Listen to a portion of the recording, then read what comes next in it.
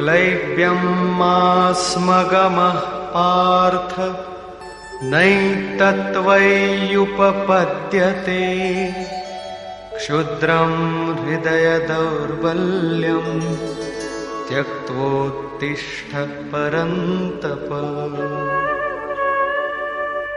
হে অর্জুন, ক্লীব ভাব আশ্রয় করো না। তাহলে কি অর্জুন নপুংসক ছিলেন? আপনি কি পুরুষ? যে পৌরুষহীন সেই নপুংসক। সকলেই নিজ নিজ বুদ্ধি অনুসারে পুরুষার্থই করে। কৃষক রাত দিন মাথার ঘাম পায়ে ফেলে ক্ষেত খামারে পুরুষার্থের সাধন করে।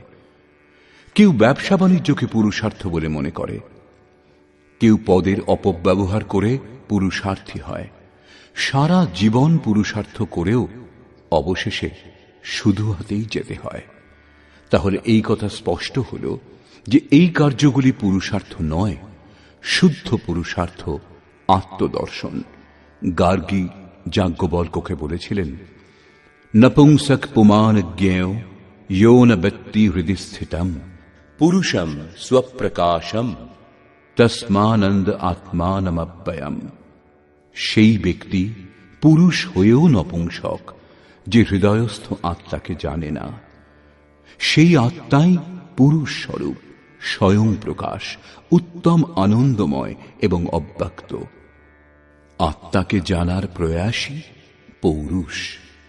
তাই হে অর্জুন, তুমি ক্লীব ভাব আশ্রয় করো না। এইরূপ ভাব তোমার শোভা পায় না। হে পরন্তপ, হৃদয়ের এই তুচ্ছ দুর্বলতা ত্যাগ করে যুদ্ধের জন্য প্রস্তুত হও। আসক্তি ত্যাগ করো, এটা হৃদয়ের দুর্বলতা। তখন অর্জুন তৃতীয় প্রশ্ন করলেন,